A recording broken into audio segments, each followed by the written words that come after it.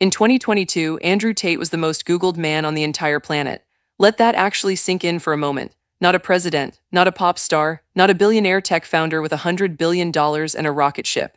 Not a Hollywood celebrity with decades of movies behind them.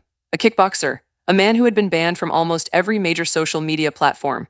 A man with no record label, no movie studio, no PR team running a carefully managed image campaign. A man operating out of Romania, not New York, not Los Angeles, not London, Romania. And he was still the most searched human being on Earth. Now ask yourself, how does that actually happen? Because that question matters. That question is actually the beginning of this entire story. Everything that came after every arrest, every charge, every government statement, every court ruling, it all traces back to the answer to that one question. How did Andrew Tate get that big? The message that nobody else was sending here is the honest answer. Andrew Tate said something that millions of young men had never heard anyone say to them directly. He said, "You matter." That sounds simple, almost too simple. But think about the cultural moment we were living in when Tate started rising. Young men in 2021 and 2022 were being told constantly from every direction that masculinity itself was the problem, that the way they were wired, competitive, ambitious, physically oriented, driven, was something to be ashamed of, that their natural instincts needed to be managed, suppressed, apologized for. Every institution was saying some version of this. Schools, media, entertainment, corporate culture, even some corners of the mental health space. And into that environment walked Andrew Tate, and he said, go to the gym, make money, stop waiting for someone to validate you, take control of your own life. Stop complaining and start building. Now, was everything he said correct? No, we will get to that. Was everything he said delivered in a way that was healthy or constructive? Absolutely not. We will get to that too. But was the core of his message something that a massive number of young men were desperately hungry to hear? Yes, without question, yes, and you can see the proof of that in the numbers. The most Googled man on Earth. Millions of followers across platforms, even after being banned from most of them. Content being reposted by people who had never even chosen to follow him. Teenage boys watching his clips and describing him as the first person who ever made them feel like their ambition was something to be proud of rather than something to be suspicious of. One young man described it this way. He said it started with seeing someone who was tall, physically imposing, successful, and confident. And he said for the first time he saw a version of manhood that felt like something worth working toward. Something that actually existed in the real world rather than something that had been entirely removed from public conversation. That is not a small thing. That kind of connection, that parasocial bond between a content creator and an audience that feels genuinely seen for the first time, that is one of the most powerful forces in modern media. And Andrew Tate understood it better than almost anyone. The machine behind the message. But here is the part that adds a layer of complexity that most coverage leaves out completely. Andrew Tate's rise was not purely organic. His online business, Hustlers University, later rebranded as The Real World, had a built-in content distribution mechanism. Members were actively encouraged to clip his most provocative moments and repost them across TikTok, YouTube, Instagram, and Twitter. And the more engagement those clips generated, the more referrals came back to the paid membership platform. Think about what that means structurally.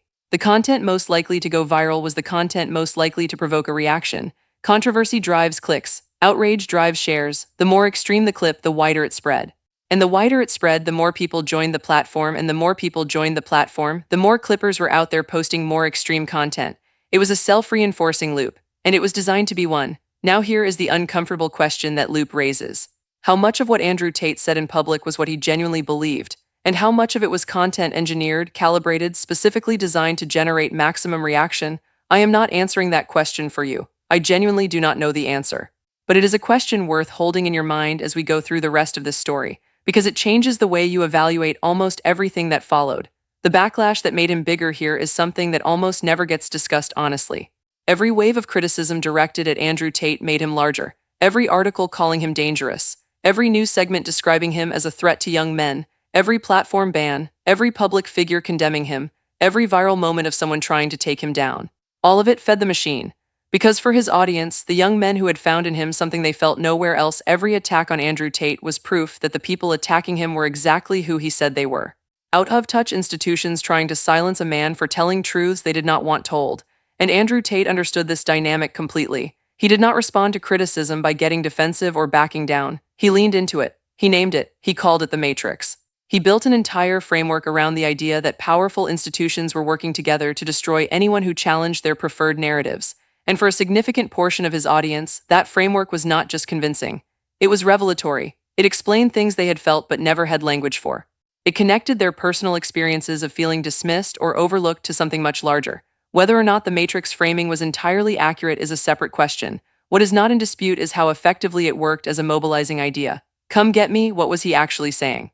Now here is where the story shifts, because at a certain point Andrew Tate stopped just making content about success and masculinity. He started making content about what he believed was coming for him. He stood in Beverly Hills and said, "I am right here. Come get me, arrest me. Let's do this." He described himself as a Navy SEAL in this conflict. He said he wiped his phone every night. He said he had been preparing for this for years. And two very different audiences heard two completely different things. His supporters heard a man with a clean conscience calling out a corrupt system. They heard defiance. They heard courage. They heard someone who was not afraid of powerful institutions because he had done nothing to be afraid of. His critics heard something else. They heard a man who already knew what was coming. They heard someone building a preemptive defense. They heard a person constructing a narrative that would reframe any future legal action as political persecution rather than legitimate prosecution. Here is the honest truth. Both readings are possible. The words support both interpretations, and neither reading proves anything on its own. What we know is this. Andrew Tate spent months publicly daring authorities to arrest him, and then they did. And when they did, the entire framework he had spent months building, the matrix, the targeting, the powerful institutions, the counter-narrative, it suddenly felt to millions of people like a prophecy that had come true. Whether it was a genuine warning or a carefully constructed piece of content strategy or both simultaneously is something only Andrew Tate knows the answer to. What is not in question is the effect it had. By the time Romanian authorities showed up at that property on December 29, 2022, Andrew Tate had already written the story. All that was left was for events to fill in the details. And fill them in they did, what this section establishes. Before we go any further into the legal battles, the charges, the governments, the courts, I want you to hold on to something.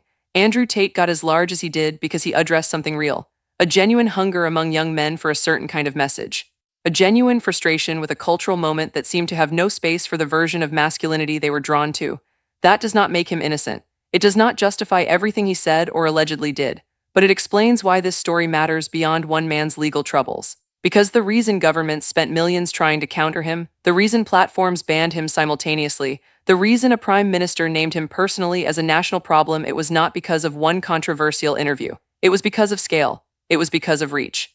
It was because of influence over a specific demographic that powerful institutions consider important to control. And whether Andrew Tate deserves to face justice for what he is accused of, which we will examine in detail, the question of why he became this level of target is one that deserves a serious answer. Not the answer his supporters give, not the answer his critics give. An honest one, and that is what we are going to try to build together over the course of this video. December 29, 2022. It is the final days of the year. Most of the world is winding down. People are with their families. Nobody is expecting major news. And then Romanian authorities raid a property on the outskirts of Bucharest. Inside, Andrew Tate, his brother Tristan, and two Romanian women. All four are taken into custody. And within hours, the story explodes across every platform simultaneously. Clips, breaking news alerts, reaction videos, opinion pieces. Hot takes from every direction imaginable. The most Googled man on earth had just been arrested. And everyone, absolutely everyone, immediately decided they already knew exactly what it meant. What the headlines said vs what actually happened. Let me tell you what mainstream media told you about this arrest. Dangerous influencer finally caught. Women protected, justice served, move on. Now let me tell you what Andrew's supporters told you. Matrix strikes. They came for him exactly like he warned. The system is corrupt. Stay woke. And now let me tell you what neither side bothered to explain clearly. What the Romanian prosecution actually alleged. What evidence they said they had. What legal process was supposed to follow. And what actually happened to that process over the next 2 years. Because the gap between what people assumed would happen and what actually happened, that gap is the most important part of this entire chapter. The actual allegations: Romanian prosecutors alleged that Andrew Tate, Tristan Tate, and two Romanian women had formed what they described as an organized criminal group. The specific method they described was something called the lover-boy method. Here is what that means in practice according to the prosecution. A man identifies a vulnerable woman. He approaches her not as a businessman or an employer but as a romantic interest. He builds what appears to be a genuine relationship. He earns her trust. He creates emotional dependency. And then once that dependency is established, he uses it as leverage. He pressures her into producing sexually explicit content. He profits financially from that content. And the relationship that felt real to her becomes the mechanism of her exploitation. Now I want to be completely clear about something.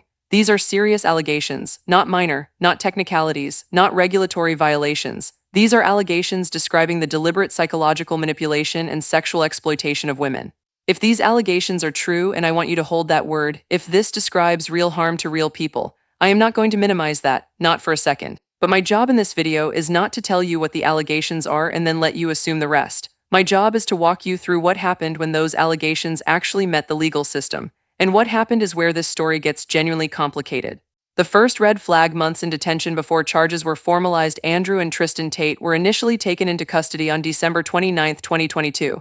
They remained in detention for months, not weeks, months. And during that period, while they were sitting in a Romanian detention facility, while the world was debating their guilt or innocence, while their supporters were rallying and their critics were celebrating, something important was happening behind the scenes. Prosecutors were still building the case. Now think about that for a moment.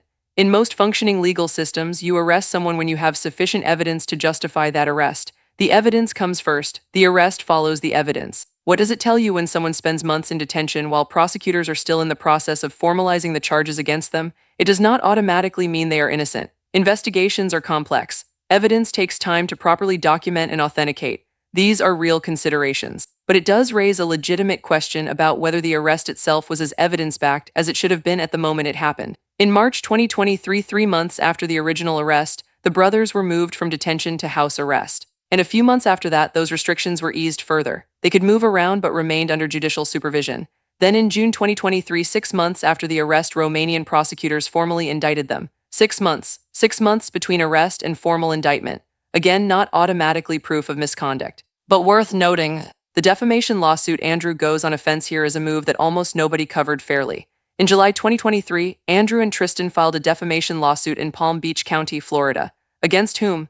Against one of the women connected to the Romanian investigation and members of her family. Their claim was specific. They alleged that this woman had made false accusations against them, that those false accusations had played a direct role in triggering the Romanian investigation, and that those accusations had caused measurable harm to their freedom, their reputations, and their businesses. They asked for millions in damages. Now, two things can be true here simultaneously. First, filing a lawsuit against an accuser is a move that defense teams sometimes use to pressure and intimidate people who have spoken to authorities. The woman's lawyer made exactly this argument. Second, if the accusations were genuinely fabricated, filing a defamation suit is also a completely legitimate legal response. If someone falsely accuses you of crimes you did not commit and those accusations result in your imprisonment, suing them for defamation is not intimidation.